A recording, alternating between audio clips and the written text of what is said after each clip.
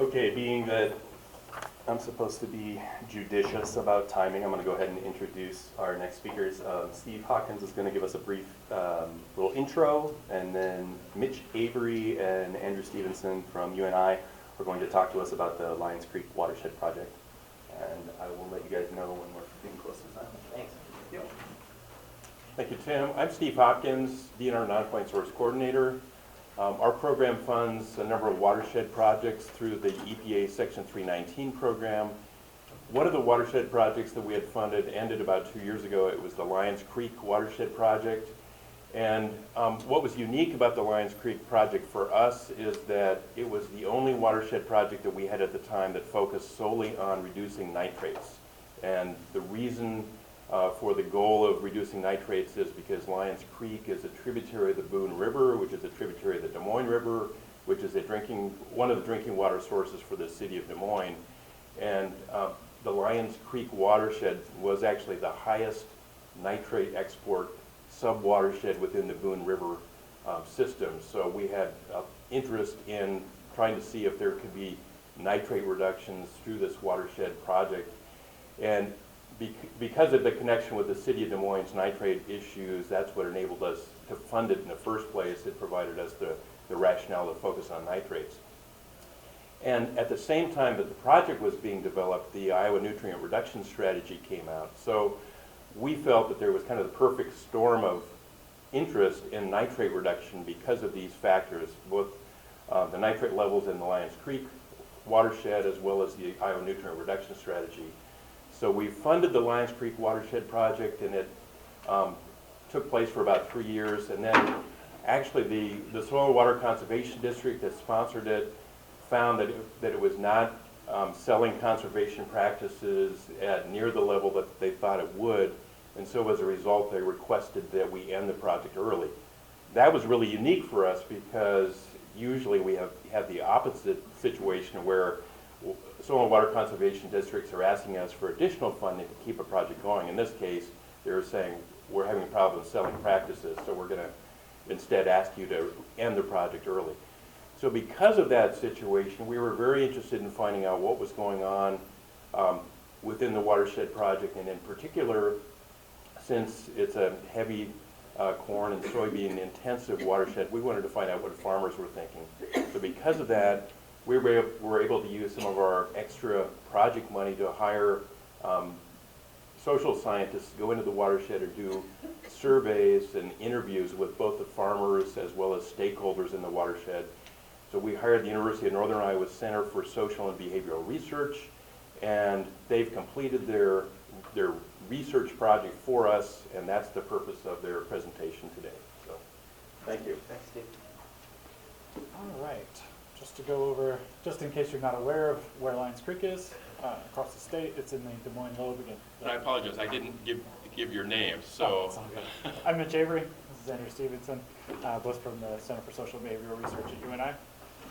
So the Lyons Creek watershed is in the Des Moines Lobe, like Steve said, leading into the Des Moines River. It's about 17,000 acres or so.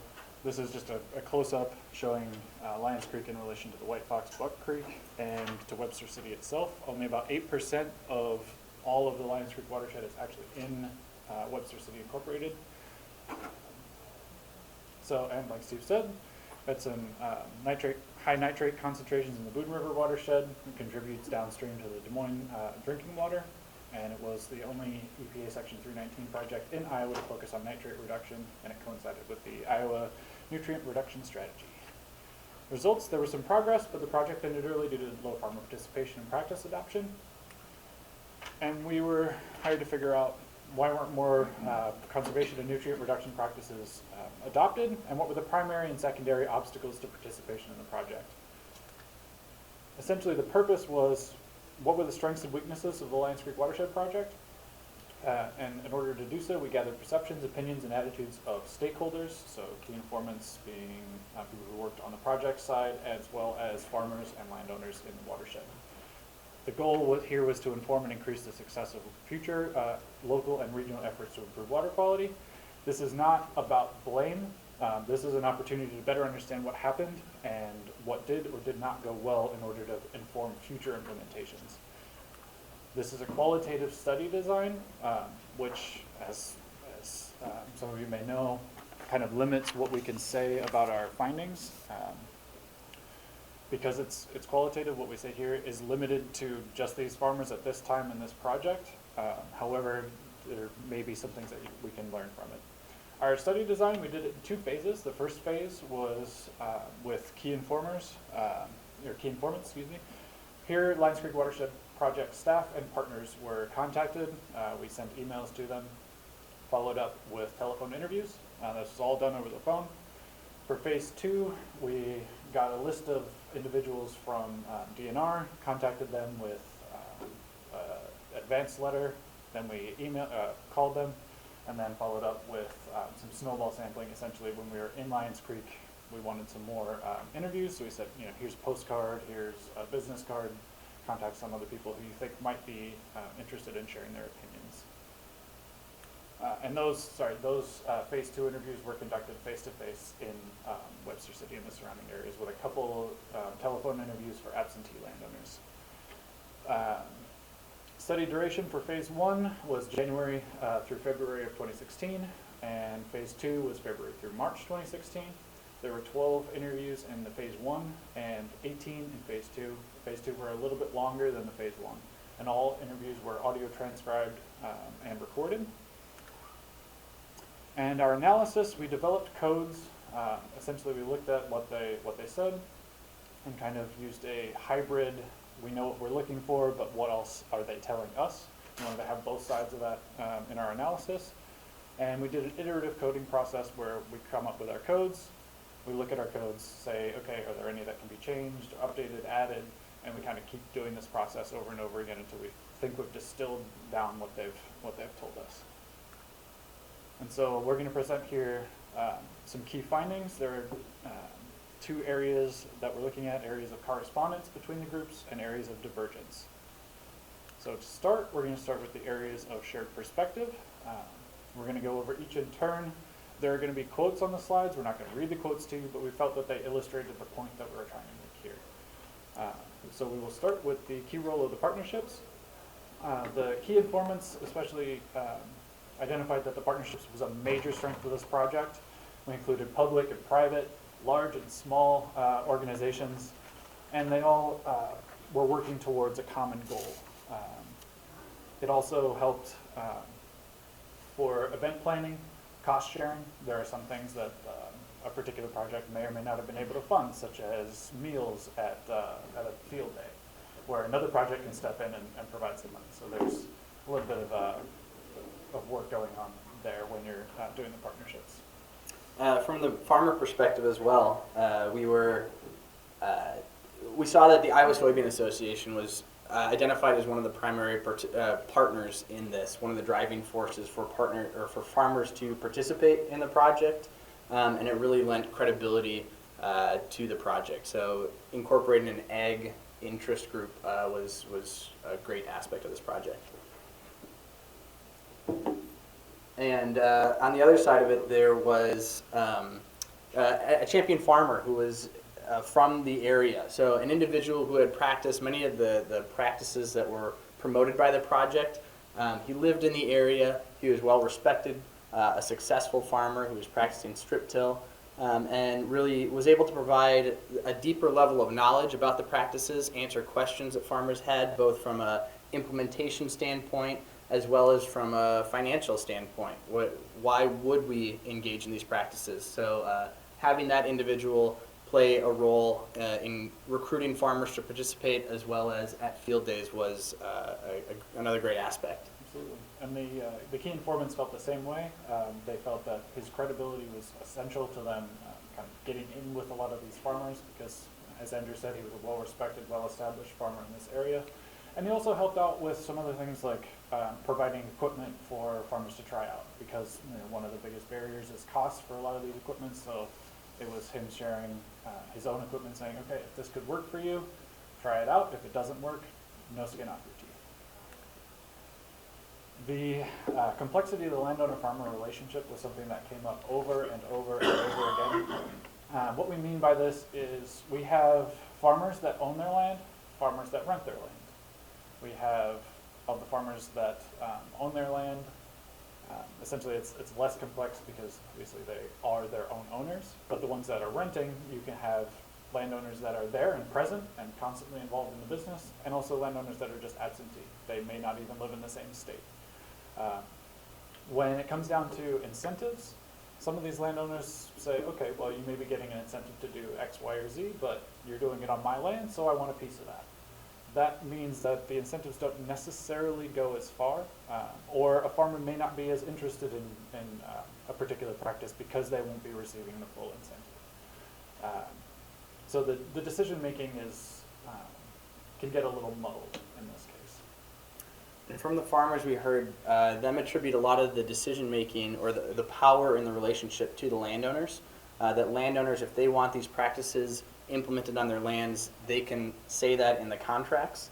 However, when we contacted some of the absentee landowners, we heard from them that though they are maybe more conservation minded, in particular one composts and drives a Prius, and she has some of these other conservation minded, environmentally friendly values, that when asked about whether or not she has a role in the decision making on the farm, she was very hands-off. She doesn't feel empowered in those situations because she's relatively inexperienced compared to the farmer. So there's a very difficult situation there in terms of empowering absentee landowners that may have these values to say that, hey, you can have a significant impact in an environmentally friendly way by new practices on your land, and getting them to feel empowered to make those decisions and ask farmers to engage in those practices. One thing that we heard from farmers and our informants again was that change is difficult. I love this one. This quote is the only one I'll try to read off. Just the lower one. Change is, number one, admitting you're wrong, which people don't like to do. I've never thought about it that way, but I thought that guy summed it up, that we're asking them to change what they've been doing for a long time. The average age of farmers is 58. These guys are not looking to change their practices. They're only trying to be in the business for another, 7 to 10 years kind of thing. So change is hard. That's what we heard from farmers, and it can be costly. Mm-hmm. And on the same side, while change is hard, sometimes it's also difficult in order for the farmers to understand why they want to change. Sometimes an economic argument may not be enough. Maybe it's too much of a hurdle in order to change their practices. And so there's also the case, which we'll get to later, where you're asking them to change the practices in a very small portion of all of the land that they farm, because, like we said, there's very little of Lyons Creek in Webster City proper. These farmers may have land in other watersheds, and because other watersheds aren't involved, why would they change a small portion for the entire thing? And so the resistance to change is definitely there. And the last shared thing was the blame approach, and this will come up over and over again. For this one, it's important to note that this may not have been intentional, and we really don't think it was. However, there's a perception that that farmers weren't approached with the most open and welcoming narrative.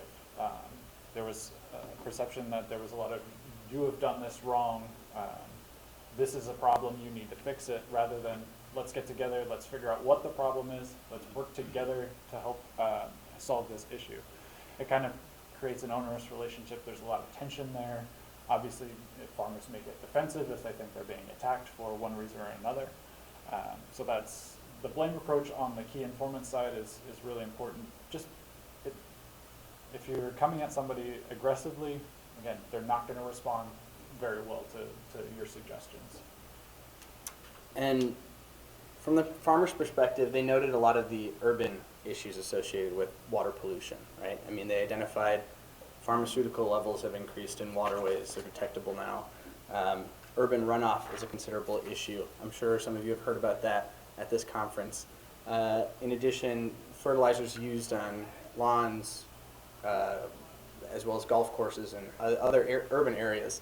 So urban runoff was one that they identified as, we don't feel this is being addressed nearly as much as the agricultural side of things are. Within the farmers, within the farming community, there was an interesting divide between talking about pollution that came from crop producers versus hog producers. And it was really interesting to see that though we lump them as farmers during our interviews, there are differences within that community that need to be spliced apart. And so, within their own farming community, they're having these discussions about which farmers are really contributing to the pollution issues that we're seeing. Hold on, I think there's...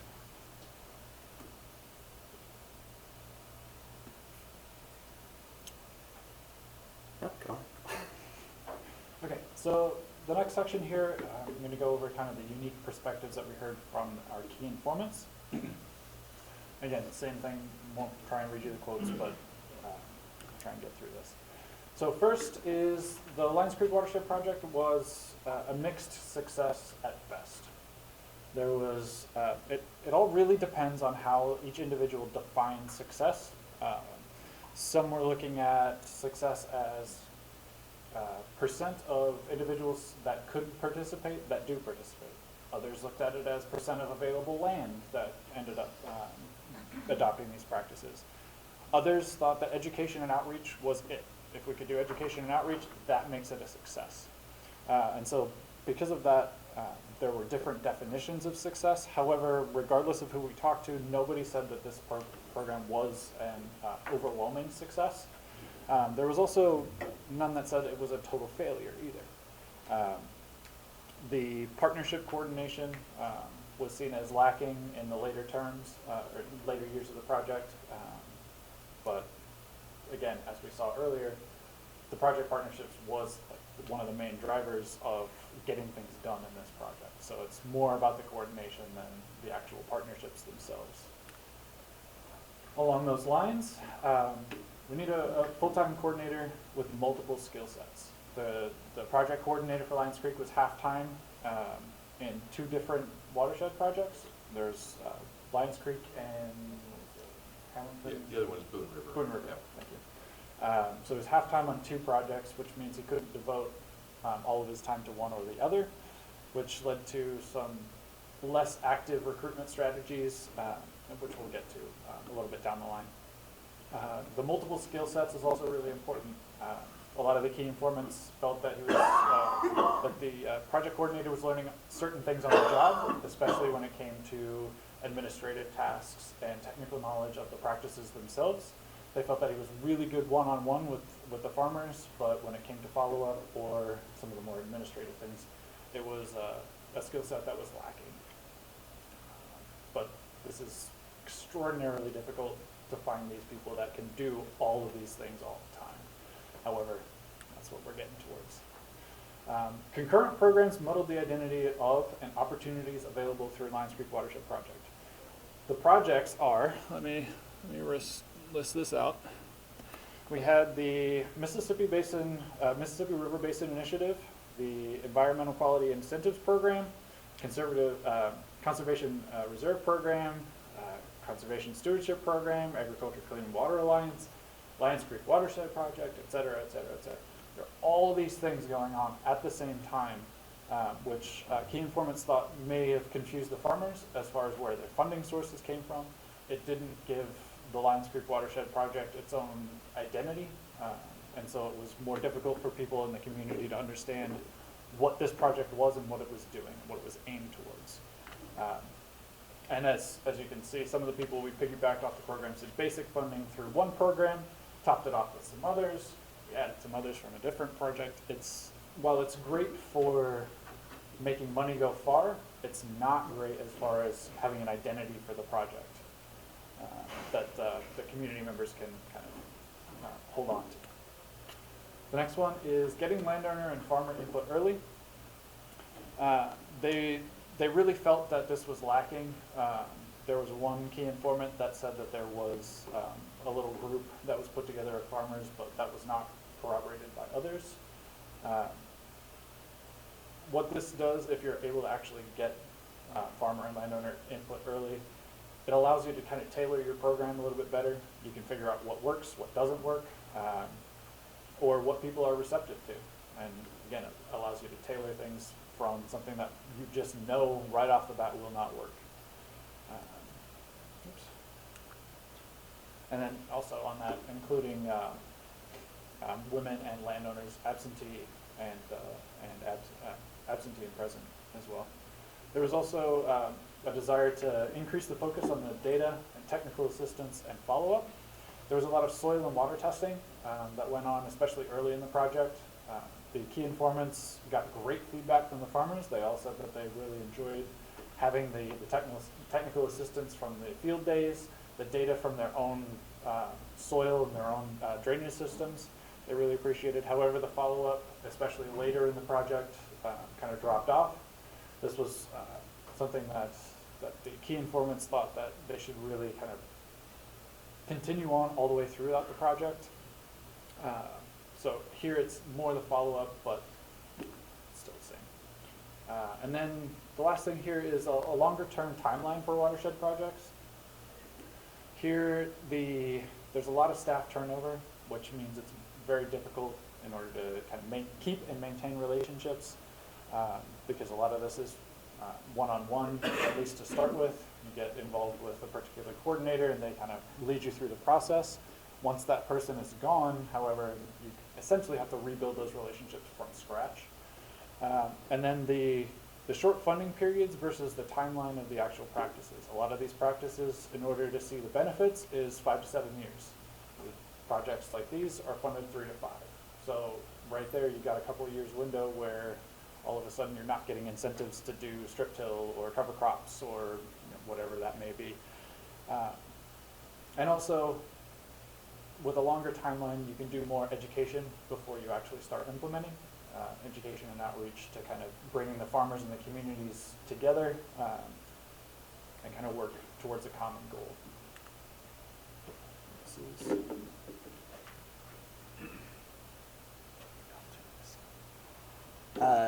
So we'll cover some of the unique perspectives that we heard from the farmers. So we identified 5 that we'll go through again piece by piece. What we found is farmers, they value good water, good soil. They recognized it. They said this is important for us to have good water quality here, as well as soil being the base for their business, right? Those are important characteristics. They recognize that. So let's start from the place of that in future projects is they recognize the value of good water and good soil. They work, they play, as we hear, they work, they play, they live in this area. They deal with that water. It's what they recreate with. And many of them referred back to their days of playing in the farm creeks, and running through those. However, they may evaluate water quality on different characteristics than we are now. So the focus that we're emphasizing is on nitrates. It's an invisible issue. What we heard from farmers was that they're largely focused on the visible characteristics of water and the clarity of water.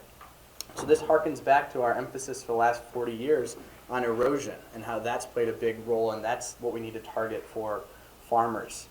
And so from that perspective, many farmers identified that, hey, the water is better than it was, it's clearer.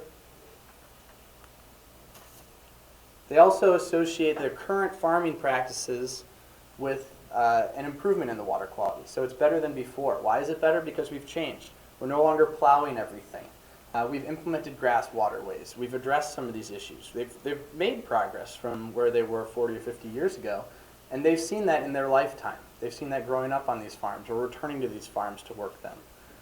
So recognizing that progress has been made in the farming community and the challenges that we face now are slightly different than what we were emphasizing previously. Additionally, they emphasize their adoption of new practices. Precision agriculture is allowing them to use fewer nutrients on the land. New application methods for manure application.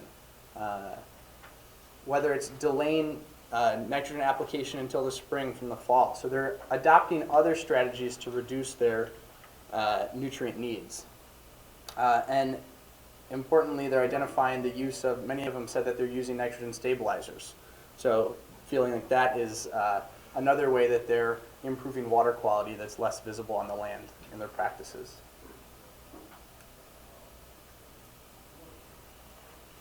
One of the issues that we saw with this practice or this project was that some of the farmers felt that it's a high cost and it's not compatible with their practices now or with the land.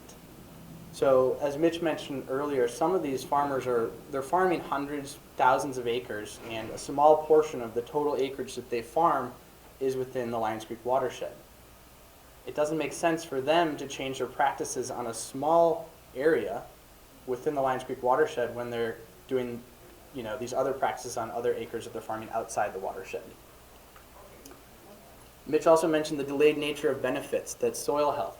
This is a costly thing. Soil health doesn't come about in a year or two. It takes 7 to 10 years to generate that. So while that argument and that message is persuasive to owner-operators, people that farm the land that they own, it's not as relevant to individuals who rent land, right? So we're missing a large portion of our farmers now as absentee land ownership increases, number of farm acres rented increases. We now are losing that message isn't resonating with those individuals. This is in part due to the long-term nature of these benefits. We're asking, again, the average age of farmers being 58. We're asking them to think about their soil, their land 7 to 10 years from now, when many of them won't be farming anymore. So they have to have some way to pass that down. There has to be some other benefit to them. The strip till in particular is one of the practices that was promoted by the project. And one of the issues there was that there was 1 year during the initial years of the project where there's a particularly wet spring. And even our champion farmer identified that strip till does not do well when there's a very wet spring. So that may have been another issue that set the project sort of on the wrong path, that they had this negative experience right away.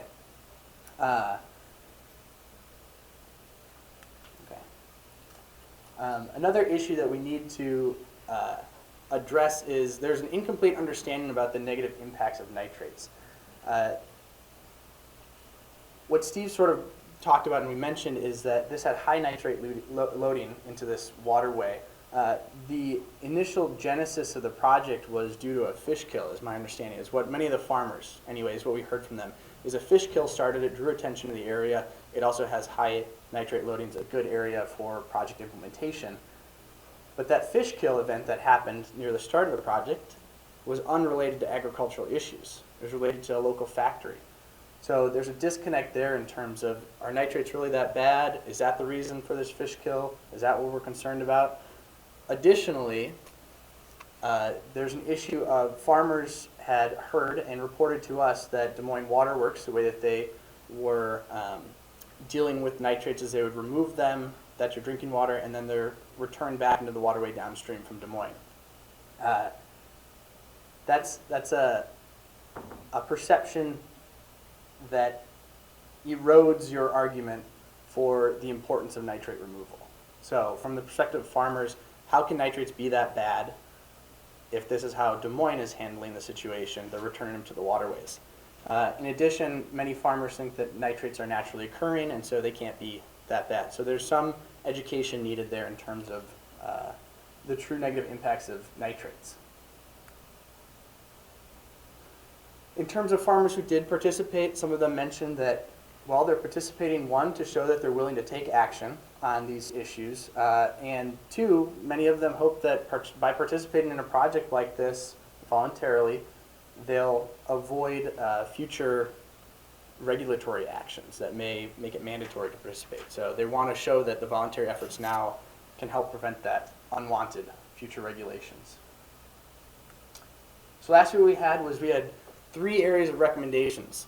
The existing components to continue, ones to strengthen, and others to include in future projects.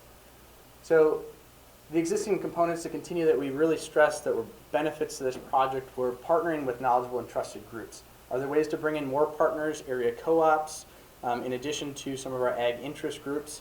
So identifying those groups that are willing to work with you, I think it's great to have these groups that work on similar issues to have the same end goal. So that was a true strength of this project. The champion farmer adds value and credibility to these projects. Identifying that individual early on to help with recruitment is can make or break, I think, a project.